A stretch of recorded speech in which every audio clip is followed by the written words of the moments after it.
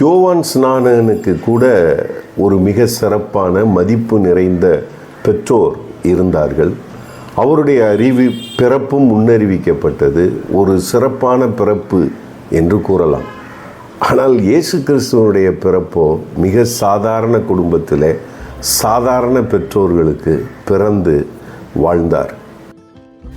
எனவே தான் கிறிஸ்மஸ் கால பாடல்களிலே இப்படியாக சொல்லப்படுகிறது: வேந்தர்க்கெல்லாம் வேந்தர், முன்னே கன்னி மரி மைந்தனாய் பாரில் வந்து நின்றார், இதோ சர்வ வல்ல கர்த்தராய் வானாகாரமான தம்மால் பக்தரை போஷிப்பார் என்று.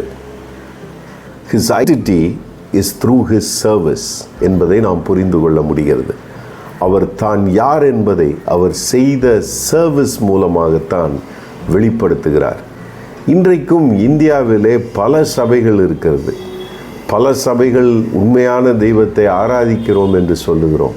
ஆனால் இன்னும் சபைகளுக்குள்ளே ஊழல் இருக்கிறது.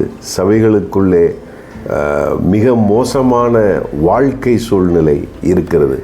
இதையெல்லாம் நாம் உண்மையிலேயே மாற்ற வேண்டும் என்று சொன்னால், பவுலப்போஸ்தலன் சொல்லுவது போல அன்றாடம் நாம் ஒரு வார்ட்ரோப் முன்பாக நின்று கொண்டு நான் எதை அணிய வேண்டும் என்று தீர்மானிக்க வேண்டும் என்று சொல்லுகிறார். என்னுடைய பழையவைகளை நான் களைந்து போட்டுவிட்டு அன்றாடம் நான் என்னுடைய புதிய உடையை நான் தரித்து கொள்ள வேண்டும். என்னுடைய தாழ்மை, அன்பு, இது போன்ற புதிய உடைகளை தரிக்க ஆரம்பிக்கின்றோம். ஒரே ஒரு வித்தியாசம், இந்த உடைகளினால் வெளிப்புற அழகு மாறுவதில்லை, உள்புறமாக மாற்றங்கள் நிகழ்ந்து கொண்டே இருக்கிறது.